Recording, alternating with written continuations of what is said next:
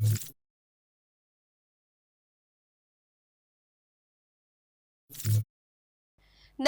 હું છું પ્રિયા અને તમે જોઈ રહ્યા છો જનતા કી જાણકારી ન્યૂઝ। નજર કરીએ આજના સમાચારો। સાવરકુંડલા ભાજપ શાસિત નગરપાલિકા સામે વિરોધનો થયો ફિયાસ્કો। કોંગ્રેસ દ્વારા પાલિકાના વિરોધ કરવાના કાર્યક્રમનો થયો ફિયાસ્કો। 5 થી 7 કોંગી કાર્યકરો વિરોધ કરવા નીકળતા હાસ્યનું પાત્ર બન્યા।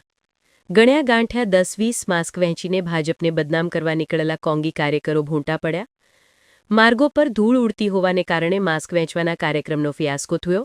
ભાજપને બદનામ કરવા નીકળેલા કોંગી કાર્યકરો ભૂંડા લાગ્યા। શહેરીજનોએ માસ્ક ન પહેરતા પોતાના કાર્યકરોને માસ્ક પહેરાવીને વિરોધ કરવા નીકળી કોંગ્રેસ। લાજવાને બદલે ગાજતી કોંગ્રેસને ઓકાત બતાવતી સાવરકુંડલાની પ્રજા। પાલિકામાં 5 વર્ષ સુધી મૌન રહેલી કોંગ્રેસ રહીને વિરોધ કરવા નીકળતા ભૂંડા લાગ્યા કોંગી કાર્યકરો। રિપોર્ટર સમીર ખોખર વીજ પડી।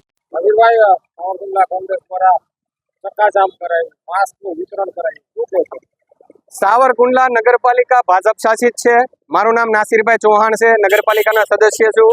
મારી સાથે શહેર કોંગ્રેસ પ્રમુખ અને આખી ટીમ અમારી આજે અમારે એવી ફરજ પડી કે અમે છેલ્લા 1 મહિનાથી પાલિકાના શાસકોને પ્રમુખ હોય, ચીફ ઓફિસર હોય, સેનિટેશન એસઆઈ હોય, સેનિટેશન વિભાગ હોય, આ લોકોને અમે અવારનવાર સાવરકુંડલામાં ઉડતી ધૂળ બાબતે રજૂઆત કરી હતી અને સાવરકુંડલા શહેરમાંથી સફાઈ કરાવીને ધૂળ ઉપાડવાની અવારનવાર અમારી રજૂઆતો અને આ લોકોએ ધ્યાને નથી લીધી। આ પ્રજા આજે તમે જુઓ તો ધૂળના કારણે પરેશાન છે। લોકોને મોઢે બાંધી અને સાવરકુંડલાનો મહુવા રોડ હોય, જેસર રોડ હોય, ભુવા રોડ હોય, નાવલી પોલીસ ચોકી હોય, હાથાસણી રોડ હોય, કાપેલ ધાર વિસ્તાર હોય, એટલે આખા શહેરને જાણે બાંધમાં લીધું હોય એમ જ્યાં જોવો ત્યાં ખોદી નાખવાનું। 2 મહિના સુધી કામ પડ્યા રહેવા દેવાના અને ક્યાંયથી હાવણો